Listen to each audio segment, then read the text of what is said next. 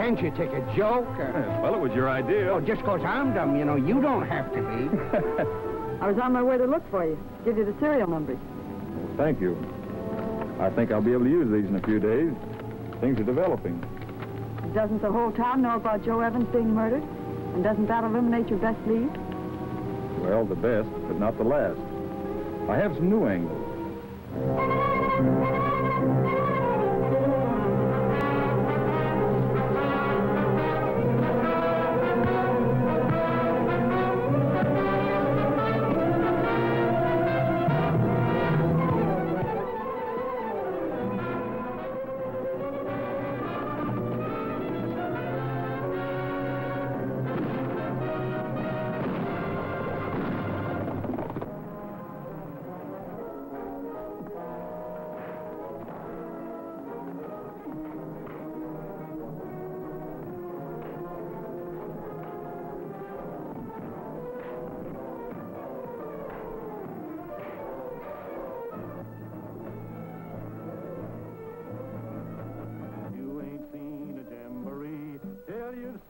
Cowboy spree Saturday night in San Antone.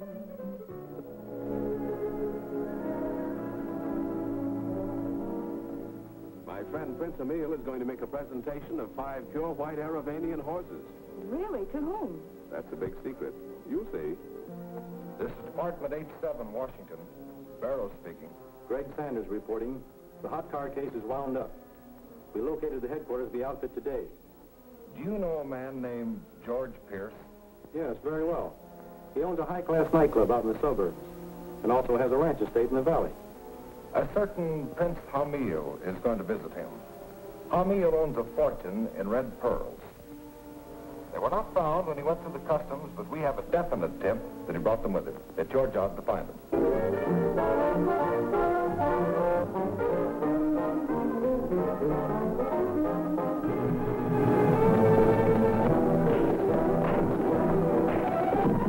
Tears of blood? What do you mean? What are they?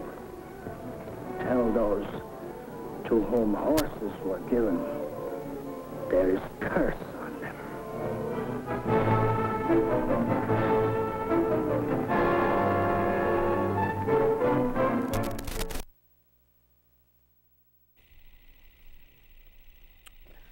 All right, yeah. I know what time it is. That's why I'm here. Hey, it's time for another installment of the ever so successful, award-winning. I'm gonna milk that for the next season. Trust me. No, honestly, I gotta thank everyone. I gotta welcome you to Trailer Trash. Thanks for tuning in. Yes, it is legit award-winning, as you saw in the intro. I gotta thank my fellow producers. It was a People's Choice Award that myself as producer and the show received from my peers. And you know, you can have the Oscars, you can have the Emmys.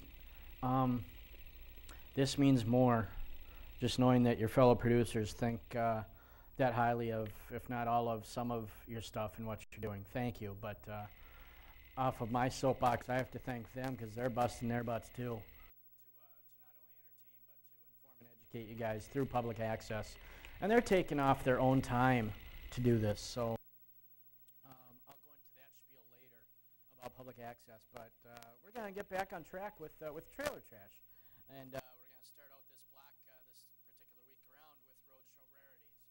Roadshow trailers from the 30s and 40s that were schlepped from roadhouse to roadhouse rather than the mainstream theaters, brought out by the director, 9 times out of 10 by the director himself, who would shop the movies around, and he couldn't get in the main theater, so 9 times out of 10 he ended up at the drive-in. But very heavy exploitation flavored, a lot of times geared toward the parents in his selected audience, and it was promoted as such. So that being said, we're going to launch right into it, starting with a film called Mom and Dad. More graphics in this one than visuals, so don't let it fool you, but that was the hype. Launching right into Vanishing Gangsters right after that, followed by a film called Karamoja. I forget exactly what this film is about, but it's cheesy nonetheless, trust me. And we're going to kick into one called Unmarried Mothers, and rounding out this block with one called Dance Hall Racket. So let's check these out, and we'll give a little bit of historical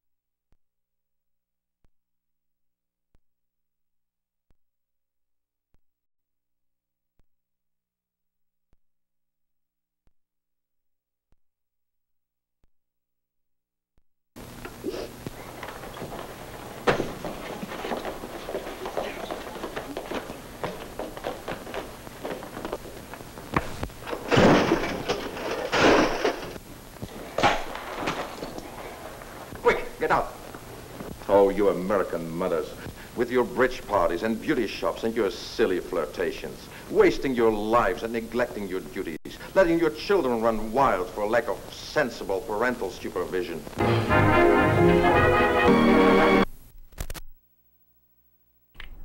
So yeah, you saw what I meant by the over-the-top, parentally guided exploitation flavor of these films. Mom and Dad, nothing more to be said about that, but the one that kind of got my attention, as I'm sure it did yours, was Unmarried Mothers.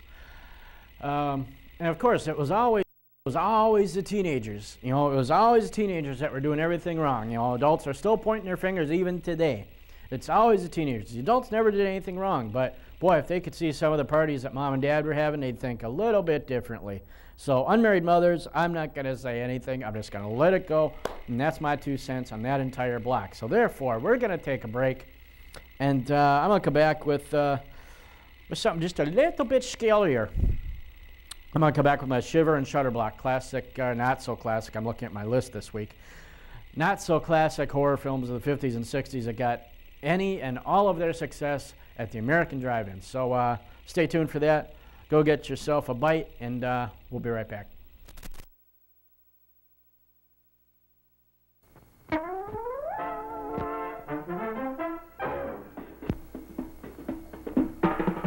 Oh, the time is now, the time is here. Now's the time for a bite of cheer. A tasty light where the price is right. Well, look at here, you'll dig this sight. The moment's handy for a piece of candy. Just name your brand, they're all so grand. Hey, what do you think of a nice cool drink? Or a big box filled with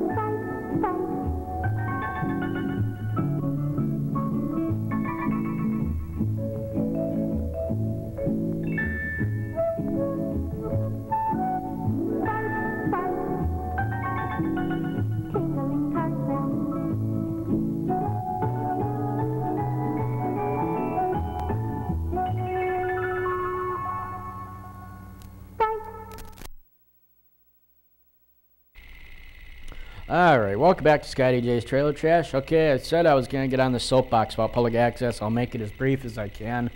Public access being, you know, I've been doing this show. This is my 5th season with this one. And the only reason I do it, you know, it's a way for me to entertain not only the public, but I entertain myself. It's a way that, you know, my wife says it keeps me out of the house. So this is why I do it. Anyway, but I'm just kidding, honey. But basically, public access, it's an outlet for I don't like the term, I'll just say upcoming producers. I don't like the term wannabe, because I'm still a wannabe.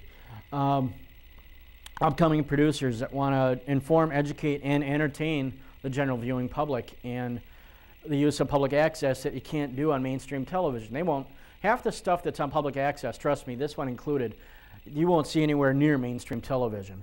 But you know, we get all the stuff free of charge here. You know, the equipment, the studio time, the edit time. So, you know, they let us in a building with thousands of dollars worth of equipment, and we do it free of charge. You know, so I mean, if this is something you're interested in, please give them a call, 533-8196. Sign yourself up for the classes. They're a lot of fun, and the studio managers are oh so patient with everybody, trust me. And then, you know, once the producers are off the launching pad and actually put some stuff together, let them know what you think, 533-1710. You know, they're trying their hardest to inform, entertain, and educate. You know, I can't stress that enough. Public access is a wonderful thing to get involved in. Please do. All right, kick that soapbox out. I'm going to get back on track. Shiver and Shudder. These are not so classic horror films that got their only success in the drive-in theater predominantly. We're going to start out with The Killer Shrews. And yeah, if they look like if they look like small dogs with bad appliances on them, it's because they were. I'll leave it at that. The Wacky World of Dr. Morgus, nothing more to be said. The Wild Wild Planet, okay, these two are both from the 60s, and the flavor will definitely show. And we're going to round out this block with a little film called Goliath and the Vampires. So therefore, with that said, we're going to launch into this block, and we'll be right back to chat. See ya.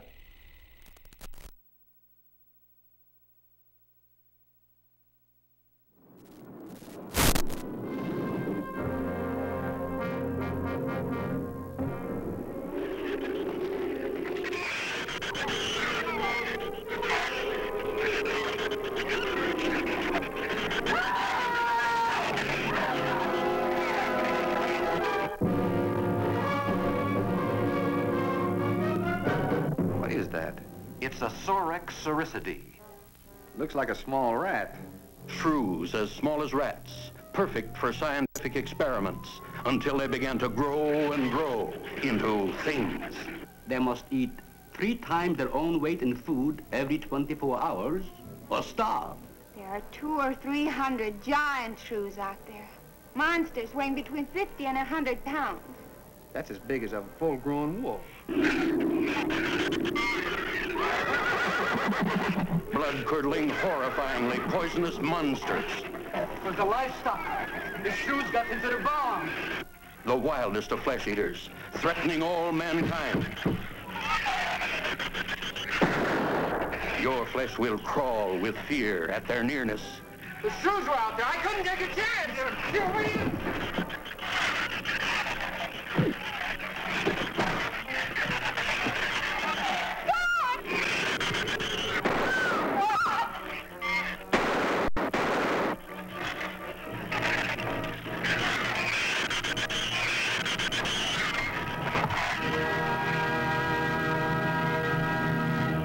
About to enter the wacky world of Dr. Morgus. The Morgusatron Electro Instant People Machine.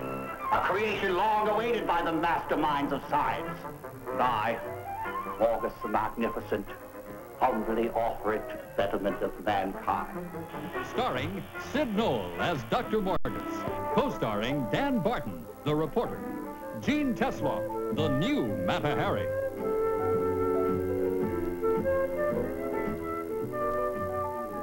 Lieutenant Bichler!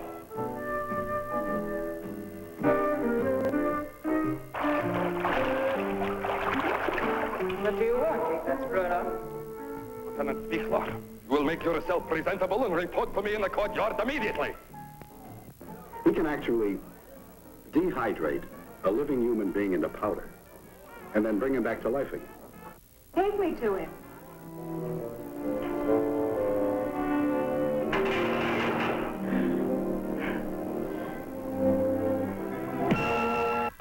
The wacky world of Dr. Morgus. Scientific and, to be specific, terrific.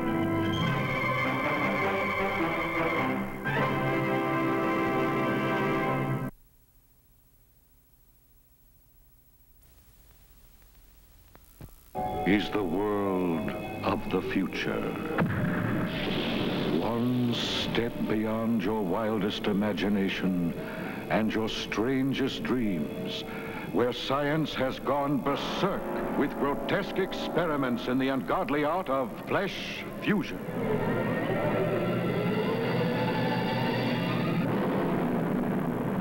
She's being prepared. Soon she will be ready for the great moment, when she and I will become one person, when my flesh will absorb hers.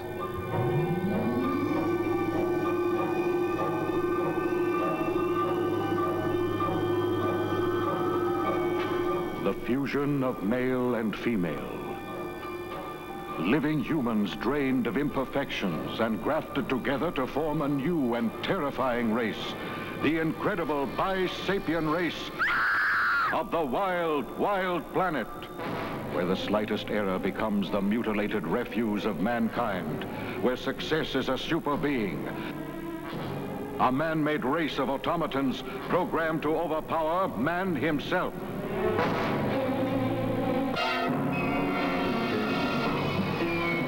These are the invaders from the wild, wild planet. Female form destructive units of invincible strength.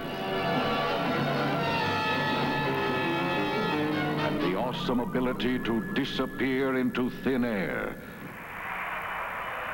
Only a handful of men stand in the way of these mass-produced monsters, fighting desperately to uncover the diabolic mystery of their creation, locked in the malignant mind of one man. Mine! You could never comprehend. You will never comprehend. The insane master of the wild, wild planet.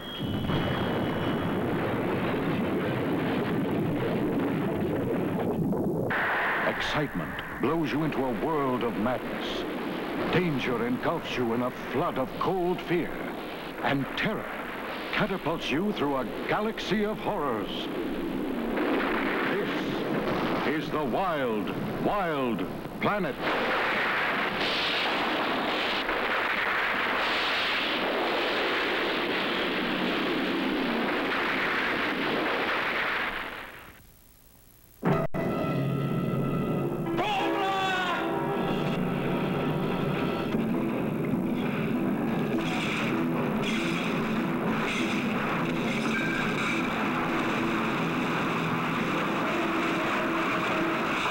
Shall take your shape, and in your likeness I will destroy my enemies. Into waters abounding with vicious killers of the deep goes Goliath.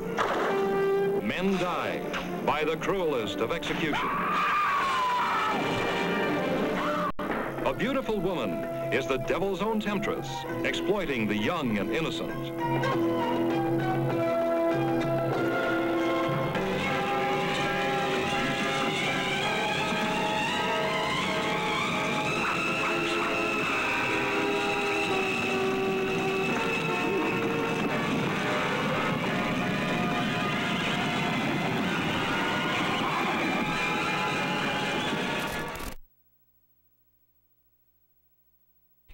And the vampires.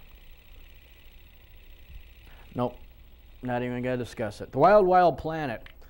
Kind of a misnomer of a title, you know. You get the little go-go image going, but turned out to be, if you've seen the whole film, you know, the trailer itself is rather fluff, but if you see the film, there's a little bit of splash happening. For the 60s, it was kind of ahead of its time in that respect. But and the Killer Shrews, it's very laughable and it's almost hysterical by today's standards. It's so over the top and campy and just the bad makeup and all. But enough to be said, you know, the horror films weren't the greatest caliber at that time, but there's a lot of filmmaking at that time, unless you were MGM or Universal or, God forbid, Fox. You really didn't have a prayer of getting into the filmmaking business, and these directors did the best they could. So we're going to take a break, and we're going to take another little brief history of rock and roll when we come back.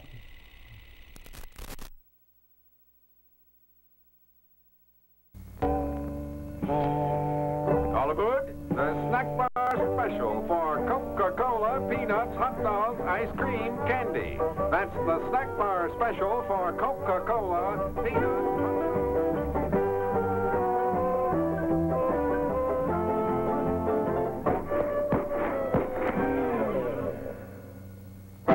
Whatever your choice from the snack bar, things go better with Coke.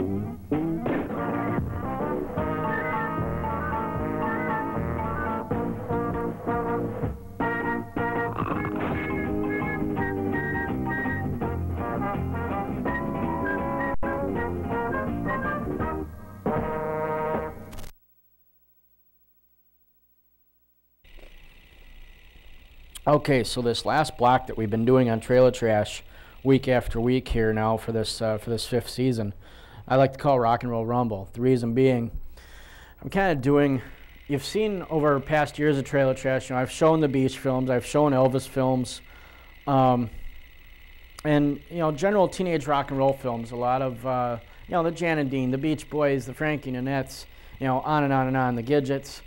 But we're focusing more this season on showcasing the stars of rock and roll in the movies. It started out with a lot of Alan Freed vehicles, but the guy that pretty much took off after that, Dick Clark had a couple of films, but I'm not even going to go into him. But we left you off last week with Jailhouse Rock, an early Elvis vehicle, and probably his most killer period of the movies. But we're going to start out this week's block with probably my favorite Elvis film of all time, that being King Creole. He really showed a dramatic flair in this. Please, please, please. It doesn't matter if you're an Elvis fan or not for this particular film. It's not one of the Hal Wallace music-infested films, where he's singing to a clam or singing to a dog or singing to a little 5-year-old or what have you. There's maybe 4 musical numbers in this whole film, but he really proved his ability as an actor, and I wish, as a lot of other people do, he could have kept going in this direction, but he became more or less a pawn in the chess game and a money-making vehicle for not only Colonel Parker, but yes, Hal Wallace as well, and I'm going to leave it at that. But after King Creole, we're going to launch into a little thing called the Big TNT Show, followed by the Tammy Show. These are both British-made variety shows at the time, showcasing rock and roll from not only across the pond in England there, but a lot of American artists made the voyage over to showcase their wares overseas, and really killer stuff. So I hope you enjoy these, and without pissing off your partner in the next room, go ahead and crank it up. We'll be right back. Jumping like a catfish on a pole, yeah. You know it's gone, hip shaking King Creole. Yeah, no. You know it's gone, hip shaking King Creole.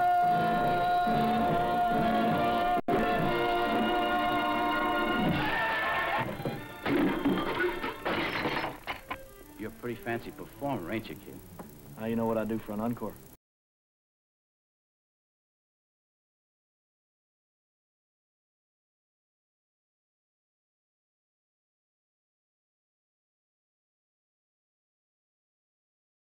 And I'm longing to share them all with you. There were to be many women in Danny's young life, but only 2 who really counted. Nellie, who knew too little about love. I've never been to a place like this before. But I want to see you again. Is this the way? Ronnie, who knew too much. Ronnie, what are you doing here with this man? How'd you get into this? How do you get out? Louisiana, baby, tells you, stay a while. Yeah! Live it up! Yeah! Live it up! Yeah!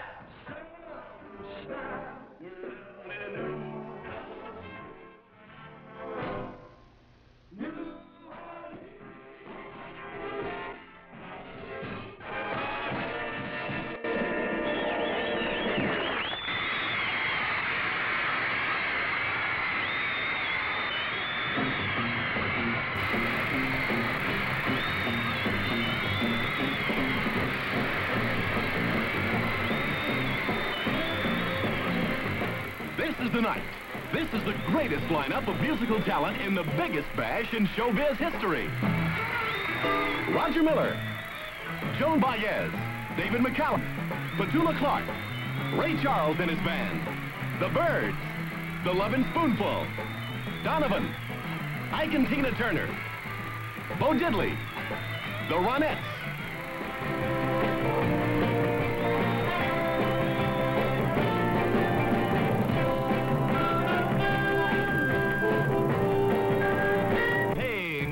Swings like a pendulum do. Bobby's on bicycles 2 by 2. When you're alone and life is making you lonely, you can always go downtown. When you've got worries, all the noise and the hurry seems to help, I know. Downtown. Hey, now come on now. Mama wants to take out a thing. Mama, take that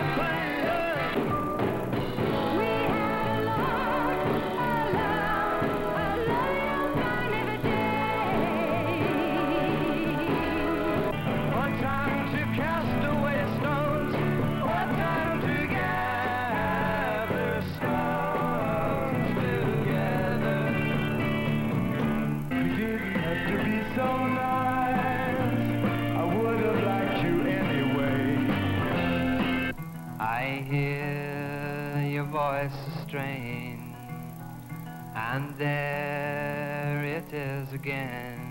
The way you do it, shake it, baby.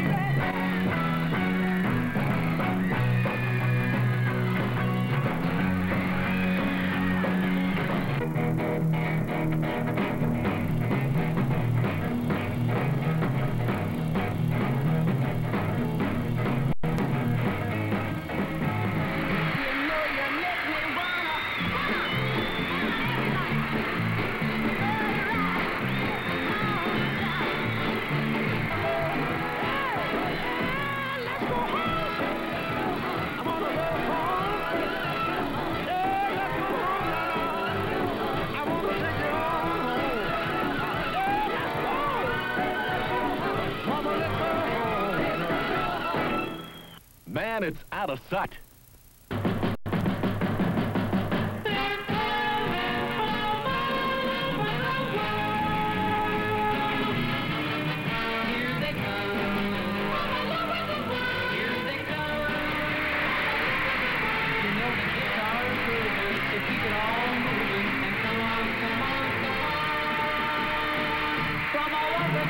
The Beach Boys singing Surfer Girl, I Get Around, Little Old Lady from Pasadena, and Surfin' USA.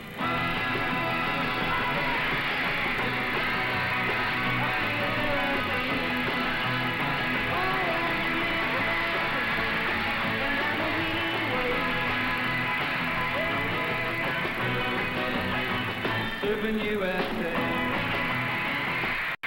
Chuck Berry.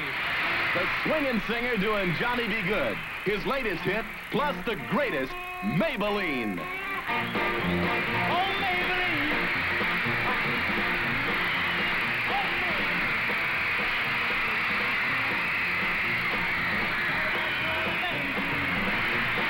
Beatle John Lennon leads the cheers for Jerry and the Pacemakers.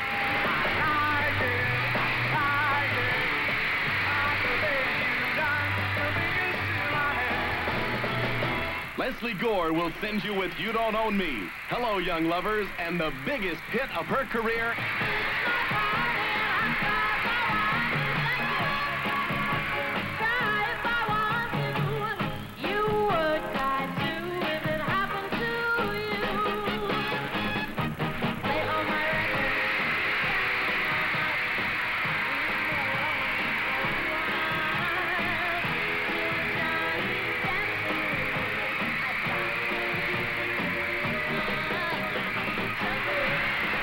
And the party really goes into orbit when the newest showbiz sensation gives out, James Brown and the Flames.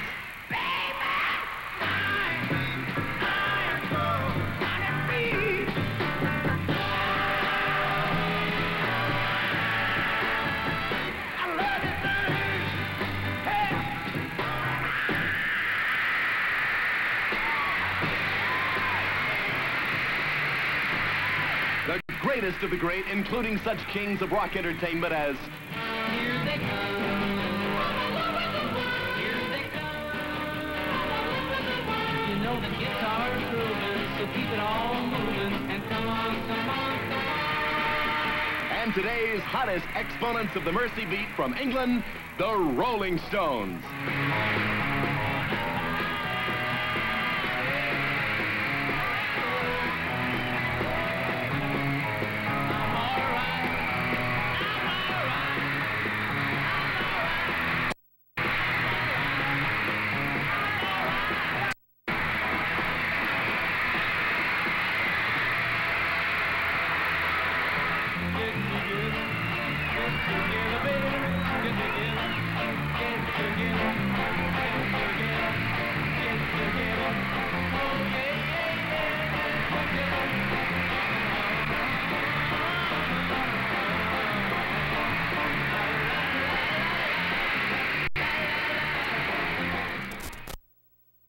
One. Sorry, Tammy and TNT, the big TNT show and the Tammy show. You know, we're right on the heels of, oh gosh, you had Shindig, you had Hullabaloo, you had, well, okay, over here you had American Bandstand. You know, and then you had the motion pictures that Alan Freed had done and the traveling caravans of stars that he had. But, you know, this was the pinnacle of the success of rock and roll at that time. You know, the parents were pissed off that their kids were going straight to hell because they were, you know, they're listening to this rock and roll trash. But, you know, we've seen where it's gone since, and, you know, times change, music changes, and you and I may not like a lot of the stuff that's out there, but there's always going to be an audience, and if you don't like it, turn the channel, plain and simple. Or tune it out, or, you know, just learn to respect what the other people like, even though you may not. But we're going to take a break, and I'm going to come back with probably the favorite segment of the show of a lot of the Trailer Trash viewers, that being the Classroom Classic. Stay tuned. Son of a gun! It's refreshment time!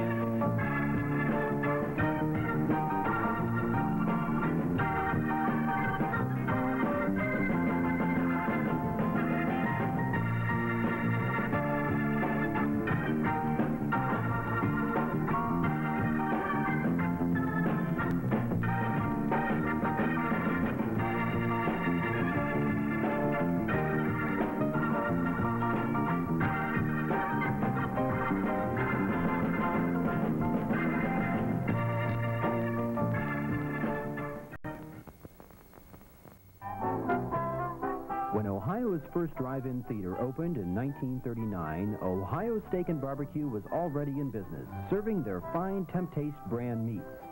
Today, you can still enjoy their fine Temp-Taste brand products at the concession stand.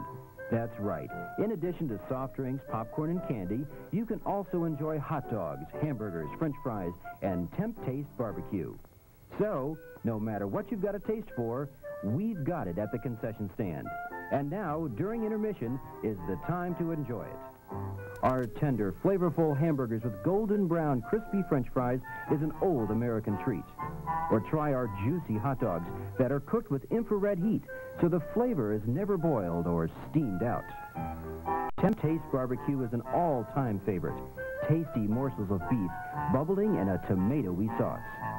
Now that's real eating. From Temp-Taste, since 1937. Done went to break, got myself a bite to eat, realized it was time for Classroom Classics, and you know what? It's surprise time again, as we are going to be doing every installment of Trailer Trash this season.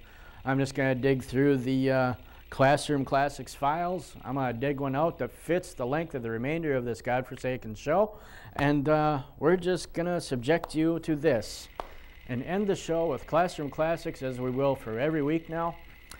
Something dug back from the archives, either 50s, 60s, 70s, maybe. A little thing that you knew had to be important, otherwise your teacher wouldn't be showing it to you. And why they subjected you to a test on these films afterward is beyond me. Another episode of school-related brainwashing at the time, as I like to call it. So, kick back. Here's Classroom Classics. 533-1710 is viewer response number. sjstrailertrash.tripod.com is the website for Trailer Trash. Check it out. There's a lot of little fun stuff on there. Please check out and sign the guest book. Let me know what you think of the show. And we'll see you next time around.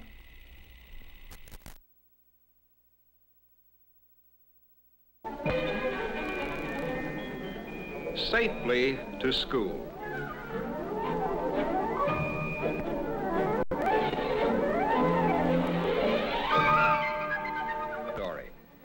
It's about Janie, who is starting out with her mother, Mrs. Brown, to learn the safest way to walk to school. The Browns moved into the neighborhood only yesterday. So Mrs. Brown asked Fred Martin, third grader across the street, to show them the way, if his mother agreed. Mrs. Martin said, of course, and now they're on their way. If we pretend to be looking down from an airplane, we see the Brown and Martin homes. Fred stays on his sidewalk and walks to the stop sign corner. The sign is for cars, which must come to a stop and only then go on. Fred has learned the safest thing to do is to look for himself in all directions and cross only when no cars are coming. As you can see, Fred is not crossing in the middle of the block. He is crossing from corner to corner, which is always the right thing to do.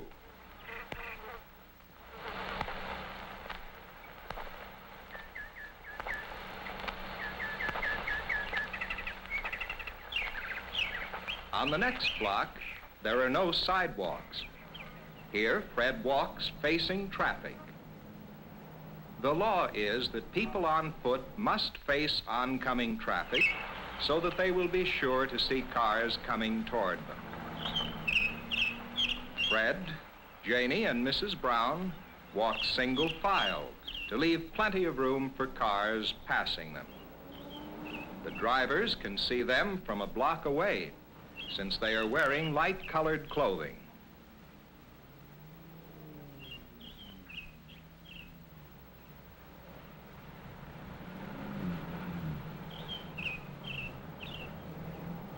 The next corner has no light and no signal. Fred explains to Janie that everyone's eyes and ears are the best signals of all. Fred looks in all directions. When he is sure nothing is coming, he leads the way across. At corners like this, Fred learned long ago that every girl or boy must be his own traffic policeman.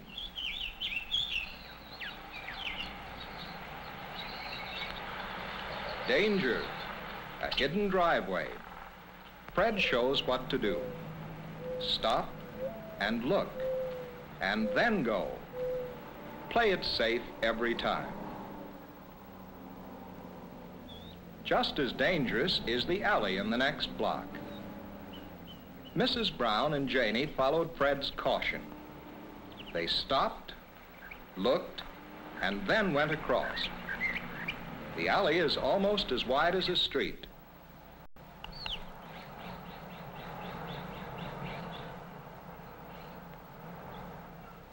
Once past the alley, our group approaches their first signal light crossing. By the time Fred and the Browns reach the signal light corner, they find an old green burning. They wait.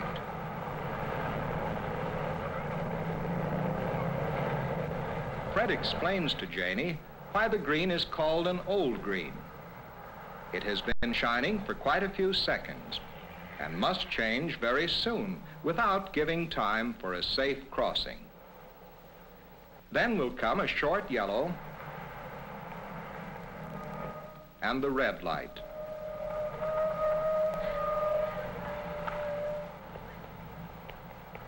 After the red light will come the new green, the safe green. There, the new green.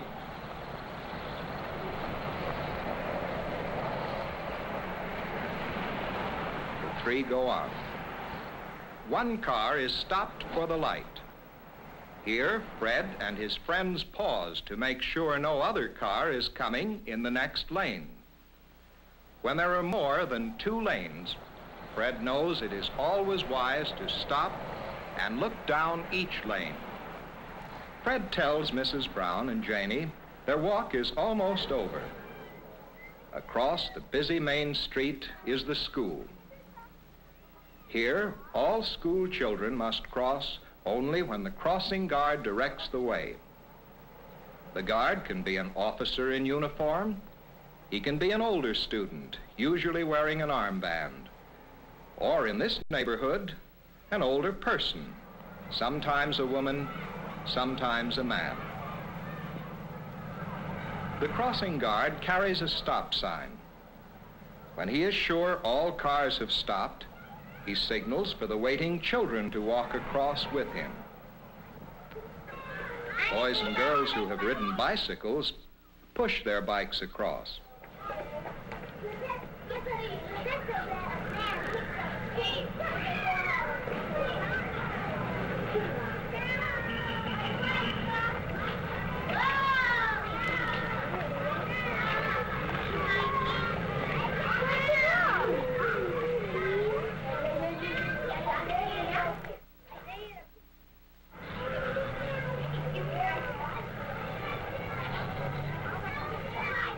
Mrs. Brown tells Janie to wait for her after kindergarten is out. Janie understands she must wait at the curb until her mother drives up.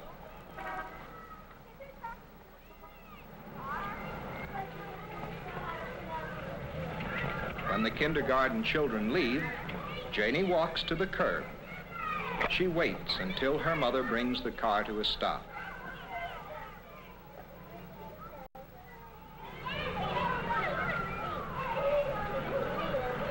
Mrs. Brown has obeyed the law by stopping on the school side of the street. Also, she did not double park, and Janie did not have to cross the street to meet her. As a third grader, Fred's school day ends later. Walking home alone is an old story to Fred. The way home is almost but not quite the same as going to school. There's no change at the busy main street.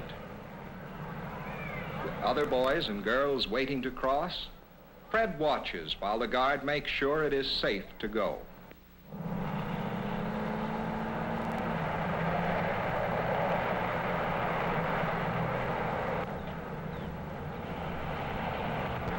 At the traffic light crossing, Fred finds the light red, which means stop.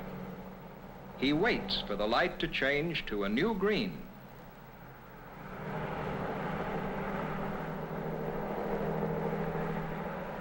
Then he crosses. By waiting for the new green, Fred has made certain that he will have plenty of time for crossing.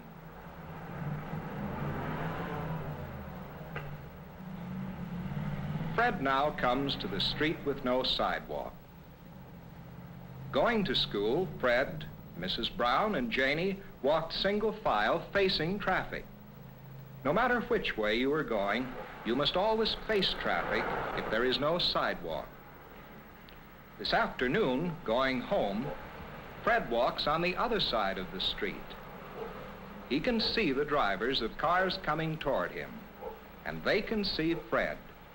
That's the safe way. Now Fred reaches the corner with no light. He looks and he listens. He crosses. It's the same at the stop sign crossing. Fred listens, looks, and when he knows it's safe, he crosses.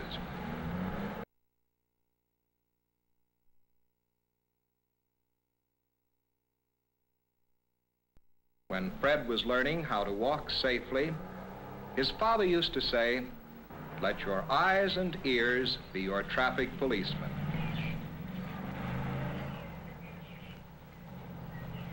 And so ends Fred's day. It's time to play now. His mother knows he's safely home and is very proud.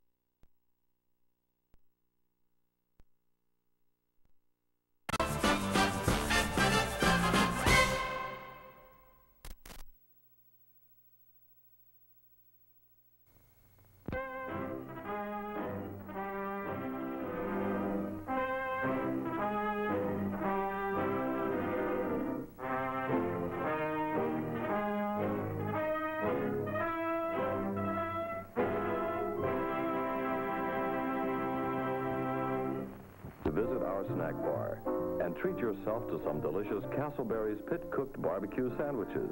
Cook the Castleberry way, slowly over open pits of glowing charcoal, then seasoned with a sauce that's zesty, yet delightfully mild to please the entire family.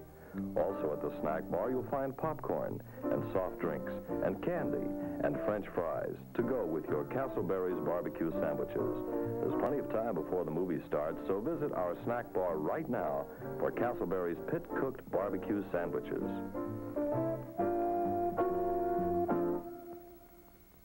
Everyone wants a neat, well-kept home. This young housewife, too. But look what she does with the things she has no more use for. Lady, a closet can hold only so much. Actually, there's a much better way to dispose of such things with the familiar Goodwill bag. Non-profit Goodwill Industries uses your clothing, household articles, toys, and other items to provide training and jobs for handicapped men and women who will fix them up for sale in a Goodwill store. When the bag's filled, call your Goodwill Industries. A Goodwill truck will come around to pick it up. Goodwill Industries can't use some things, big, unrepairable items, and little children. He yours, lady? Use the Goodwill way to help yourself and the handicapped, too.